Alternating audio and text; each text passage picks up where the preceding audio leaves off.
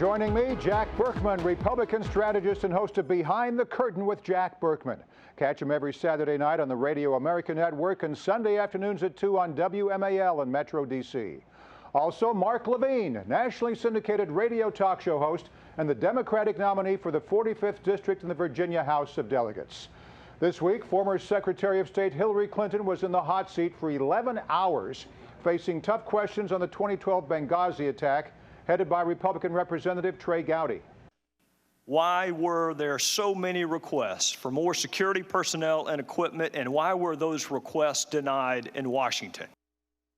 And the Democratic presidential hopeful was ready with an answer. Those requests and issues related to security were rightly handled by the security professionals in the department. I did not see them. I did not approve them. I did not deny them.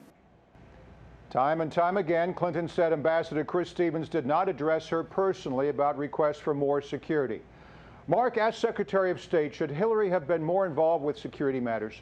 Absolutely not. I thought she explained it perfectly well during her hearing. Her job was to run the entire department. You leave security to the security analysts. I've been saying to the president, hey, you should control your own Secret Service and make sure the Secret Service does specific security arrangements for the president. No, they have a job to do. They are the professionals. She had professionals. One thing she did do, though, is after the failures that did occur in Benghazi, there was a review board. She analyzed the problems and she revamped the entire Mark, that's system easy to make say. it much Remember better now, in the future. Look, I agree. She clearly won this. I find myself in agreement with you in the Washington Post. To the extent Breaking news. Yeah, Jack Burkman says she won. To the extent there was a winner, Morris, there's no question she won. I call a spade a spade. Now, this business about Libya. Libya was at the top of the policy agenda for this administration. The White House, the National Security Advisor, Hillary Clinton, Secretary of Defense, everybody was very focused on that. She knew all about that embassy. One question. Wasn't an embassy. Wasn't even a consulate. Well, and that's part of the reason why it wasn't defended as well as it could have been. There's an important question she didn't answer. I think the most important question, she claims she talked to the ambassador. She claims she talked to him a number of times. There's nothing in the phone log. Her answer to the question was, yes, I believe I did. She can't say when. She can't even give a month, much less a day. There's nothing in the phone log to support that. All right, comments between committee members got heated, especially over the release of Sidney Blumenthal's closed-door testimony. Why conceal the transcripts, even if the motion were not in order? You have the power to release them. You have the power to say I'll tell right you why, now because I'm not going to release one transcript of someone who knows nothing about Libya by his own admission, while people who risk their lives, you have no interest in their story getting out. You don't want the 18 DS agents. You don't want the CIA agents. The only transcripts you want released are Miss Mills and Sidney Blumenthal. Chairman, so we'll take all of this up in November. The only person you were interested in asking about during your entire questioning was Sidney Blumenthal. If you're so interested in him, release the transcript. You selectively released his emails. They're the only witness you've done that for. So you're asking, why are we only asking for his transcript? I'm going to ask the gentleman from California to please do a better job of characterizing. These are not Sidney Blumenthal's emails. These are Secretary Clinton's emails. And I'll tell you what, if you think you've heard about Sidney Blumenthal so far, wait till the next round. With that, we're adjourned.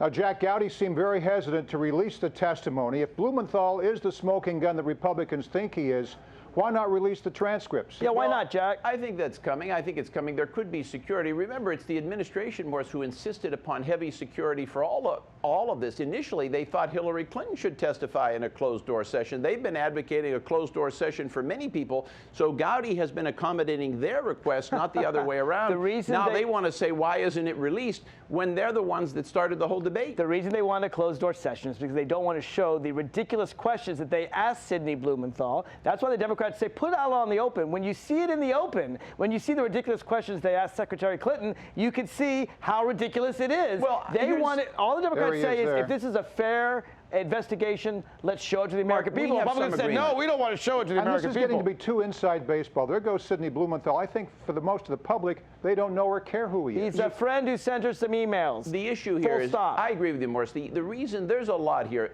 I think there are several smoking guns already revealed about Benghazi. There's not even smoke. The problem is, just Morris hit the nail on the head, and that is that it's too complicated, it's too fact-intensive to present this in a narrative. Well, no, that's not fair, because there have been 7 investigations, and they've exonerated. It's really too obscure. It's Washington walk. Through it all, Hillary remained calm and didn't even have more "what difference does it make" moments.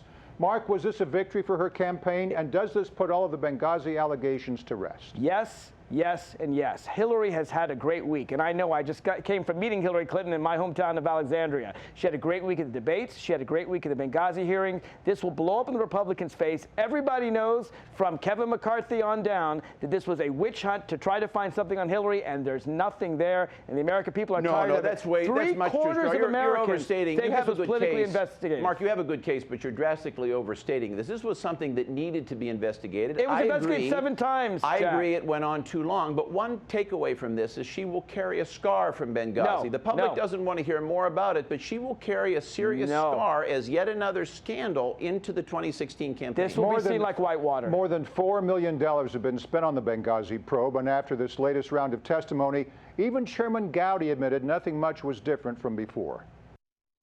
In terms of her testimony, I don't know that she testified that much differently today than she has the previous time she's testified. So I'd have to go back and look at the transcript.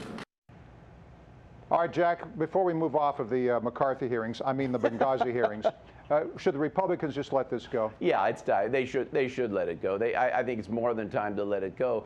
Now the issue is, remember, we learned some important things from all these hearings. We learned that the president hesitated. He waited those crucial 6 or 7 hours when people could have been sent in to help these people. Stop saying these things, Jack. They've been disproven again and again and again. That has never been disproven. The reaction of the White House to help these people was enormously slow, and the president She specifically said that the military did everything they could. They didn't have assets in the area. Did you watch what she said? That's ridiculous. That's ridiculous. Many things. The response was ridiculously slow. Benghazi? And the president was slow to call this terrorism for political reasons. It was 50 days before the election. You can keep beating this dead horse all you want. No one buys it. Everyone knows this is political. Well, it is time to move on. Republicans will stick with their story. Democrats will keep supporting Hillary. That's the bottom line that we're learning. Let's move on.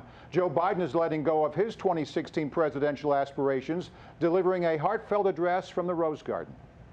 Unfortunately, I believe we're out of time, the time necessary to mount a winning campaign for the nomination. All right, Mark, you called it. You said from the very start that Biden would not run. Does this clinch the nomination for Hillary? I think it does. I mean, she should go through, and she should absolutely get elected and go to Iowa and New Hampshire. And maybe Bernie Sanders would even win New Hampshire, possibly. But she's absolutely clinched the nomination. She will be the Democratic nominee. I think she'll be our next president. Jack, we kept going back and forth. We thought Jumpin' Joe would jump in. Yeah. No, I was dead wrong, Morris. I predicted for 2 years he would. I mean, just as a pundit, I think it would have been a good race.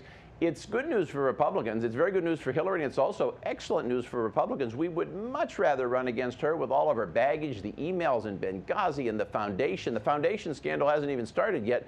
We would much rather face her than Joe Biden. Joe Biden's a guy that's well-liked by everybody. There's Democrats will miss Uncle Joe. There's not a single member of the United States Senate that doesn't love him. After Biden said he was out, Republican frontrunner Donald Trump tweeted, "I think Joe Biden made the correct decision.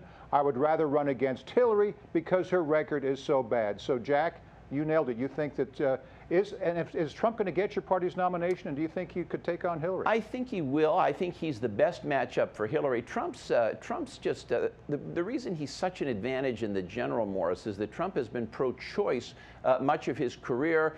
You know, he's changed on that. He's given good reason for it. But a lot of women may still perceive him to be pro-choice. That's almost an ideal candidate, a Republican who can credibly make the case both ways. Politically, that's a strategist's dream. We dream of having candidates like that. I told you from the beginning I would love, as a Democrat, to see Donald Trump as Republican nominee. I think he is not a serious person or a serious candidate. And if Republicans want to nominate him, terrific. Why is he not a serious person? Because he doesn't even have any policies, Jack. He doesn't know what he thinks.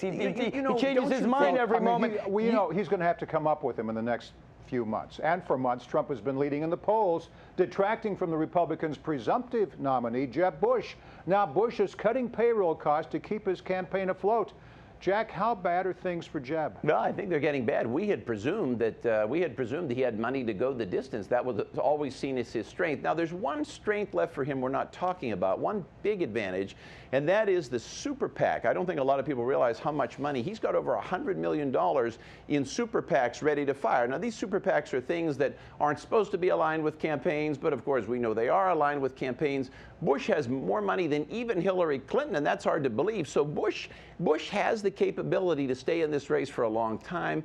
He'll he has the money. He'll continue to raise money despite this seeming financial setback this week. But I just don't think he'll go anywhere.